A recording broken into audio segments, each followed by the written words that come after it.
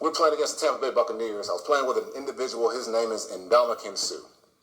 And I've never seen a player play like this in my life, especially a defensive tackle.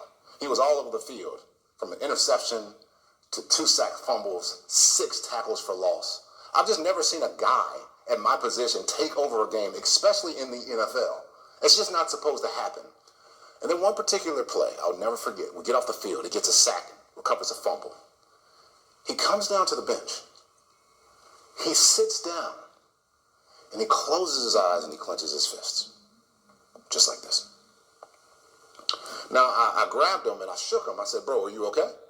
And he totally ignored me. And I grabbed him again. I thought he was hurt. I said, bro, are you all right? He totally disregarded me. And so kind of annoyed, and in my little ego, I walked off, and I was like, forget you too, man. And so that was the moment, though, when I realized how rigged the NFL is, and I have to explain this to you. It's all rigged. All of it. From the Super Bowl to the players to the coaches. I'm telling you, the whole thing is rigged.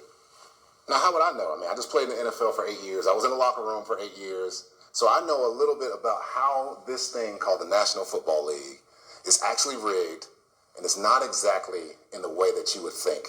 Let me expose everything. Flu game. And so I'll never forget. I go up to him after the game, and he comes up to me. He says, Flu, my name is Flu, because everybody calls me Flu. He says, you know, I didn't mean to ignore you, bro.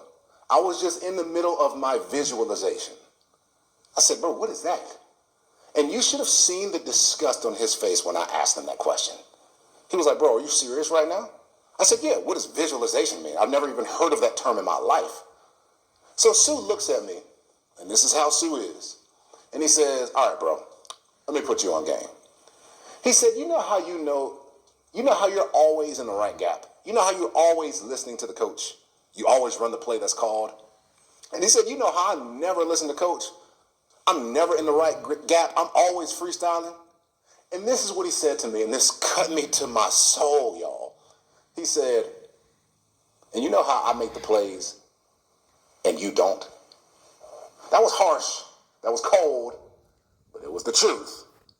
And this is what he said to me that absolutely changed my life. He said, the reason I make these plays like this is because you think that me being on the field today is the first time I've been on this field. I have imagined myself making these plays 1,000,000 times this week. Come on, bro. Get your mental game together. And he said, I hope you have a mental coach. I didn't even know one existed.